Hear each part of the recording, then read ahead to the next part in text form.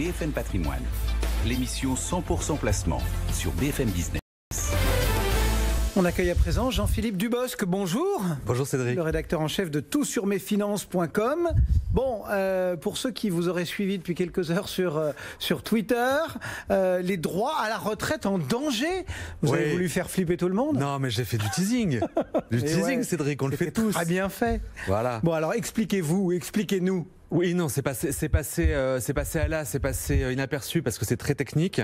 Mais ce qu'il faut savoir, c'est que dans le secteur public, en fait, les cotisations vieillesse sont assises sur une assiette de cotisations qui est calculée en fonction du plafond de la sécurité sociale. Donc, je rappelle que le plafond de la sécurité sociale, c'est une valeur de référence qui sert à la détermination de nombreux droits sociaux et qui est revalorisée tous les 1er janvier. Il y a un arrêté du gouvernement qui paraît fin décembre et qui vous donne le montant du plafond de la sécurité sociale qui sera en vigueur au 1er janvier. Donc, dans le privé, par exemple, un salarié, il cotise à hauteur d'un plafond de la sécurité sociale pour la retraite de base et jusqu'à 8 plafonds de la sécurité sociale pour la retraite complémentaire. Au-delà de ces plafonds, s'il a la chance de gagner plus, en fait, il ne cotise pas. La fraction supérieure ne génère pas de droit à la retraite. Or, pour la première fois de l'histoire, c'est d'où mon teasing quand même, Cédric, c'est que ce fameux plafond n'allait pas augmenter, il allait même baisser, figurez-vous. Ouf. Ouais, c'est pas mal quand même. Bon, et en fait, non. Alors juste en fait pour expliquer pourquoi est-ce qu'il allait baisser, parce que le plafond de la sécurité sociale, il est calculé par rapport au SMPT. C'est le salaire moyen par tête. C'est en fait le salaire moyen du secteur marchand non agricole. Et figurez-vous que ce SMPT va reculer à peu près de 5,7% en 2020 à cause du recours massif au chômage partiel qui est lié bien sûr à la Covid-19. Donc si le SMPT recule, ça voulait dire que le plafond de la sécurité sociale allait baisser donc pour la première fois, et ça veut dire que les assiettes de cotisation vieillesse allaient se réduire. Alors c'était vraiment un problème pour les salariés qui avaient des grosses rémunérations, mais c'était quand même un problème. Heureusement, effectivement, ce plafond ne va pas baisser, Cédric. Donc il n'y aura pas le risque que vous pointiez du doigt. Alors non seulement il n'y aura pas ce risque, mais il n'y aura plus jamais ce risque. Pourquoi ? En fait, il y a eu un amendement au projet de loi de financement de la sécurité sociale pour 2021 qui est actuellement en discussion au Parlement, qui, compte tenu effectivement de ce risque-là, a décidé que le plafond de la sécurité sociale de l'année prochaine ne pouvait pas être inférieur au plafond de l'année en cours. Donc ce fameux plafond ne baissera jamais. Baisser. Jamais. Et donc ça, c'est une vraie nouveauté.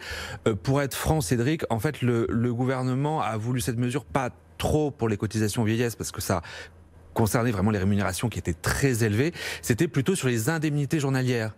Vous savez, c'est ces sommes qui vous sont versées quand vous êtes en arrêt de travail parce que vous êtes cassé la jambe ou parce que vous avez attrapé la grippe.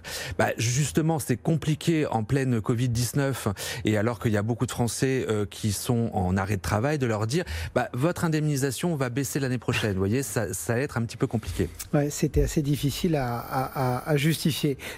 Cette mesure que vous mettez en avant, elle va n'avoir que ça comme conséquence ou il y a d'autres conséquences ? Non, c'est une bonne nouvelle aussi pour les épargnants. Alors pourquoi ? Alors comme le monsieur précédemment l'a brillamment dit, vous savez que l'épargne retraite donne accès à un avantage fiscal qui est très important, c'est-à-dire que les cotisations peuvent être déduites du revenu imposable à hauteur d'un certain plafond. Et ce plafond, il est calculé en fonction du plafond de la sécurité sociale.